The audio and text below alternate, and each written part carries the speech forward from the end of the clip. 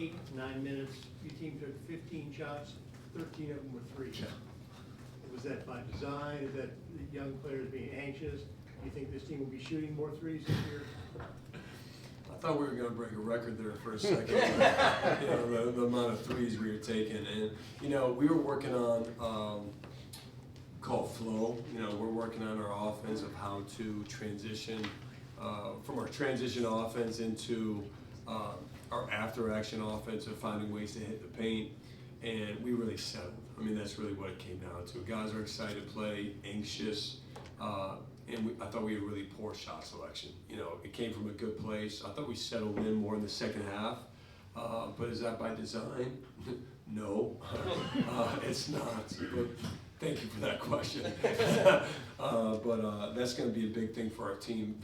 We had a couple loose balls we didn't get that turned out to be transition baskets for them. So valuing the ball, including shot selection, while still giving them the freedom to play fast. As a coach, you gotta feel that part out a little bit, but we gotta learn that quick.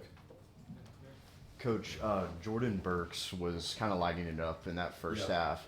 Then you guys go into halftime and you guys hold him to barely anything going in the second. What was the speech like in the locker room at halftime, and how did you adjust defensively? Well, really, it's just ramping up everything on that end, our physicality. Thought we were soft guarding the ball at times. A couple times we just left him one pass away.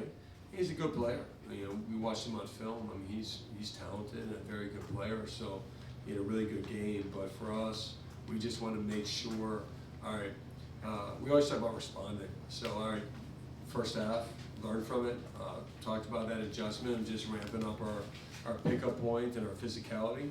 And I thought our guys did a better job in the second half of that. Coach, you had 5 guys that had 6 or more rebounds. Cam even had 6 offensive rebounds. How much do you emphasize game rebounding?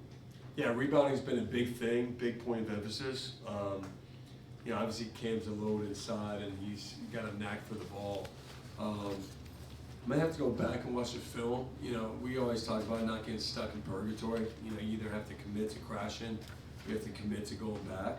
That's something I want to look at. But on the defensive end, I thought it was a solid performance tonight with the rebounding. And part of our strength should be our positional size. So guard rebounding starts the break, and how we can get out in transition. Coach, I know I asked you this a lot at the beginning of last season. Have you named the captains this year? And if not, who are the voices in the locker room that have kind of assumed that leadership role? I told our staff I'm specifically not going to name the captain just so you can ask me. Just so we can do this song and dance. I've not named the captain yet. We've done it by committee. Our veteran guys, our 2 most veteran guys, Caleb and Malik, have had great voices. I loved even our freshmen tonight. We're talking and leading, and so you keep asking. Maybe at some point, but not yet.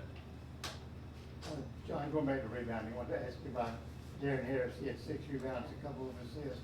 I think he's past that cliche that he's just a shooter. Can you talk a little bit about the development of his game and what you're hoping to get from him this year? Yeah, for Darren, it's just being a complete player, and I've seen him, a lot in high school. This past year for us, it's all about, we call it the 98%, all about without the ball. His shooting ability is real. I thought he just did a great job impacting the game. Offensively, rebounding, defensively rebounding. He had a great pass to Nick in the right corner when he got to the paint. His decision making is improving. So I'm just proud of him coming back and saying, what can I do to be better? And then attacking it every day. So I thought it was a really good step from Darren tonight.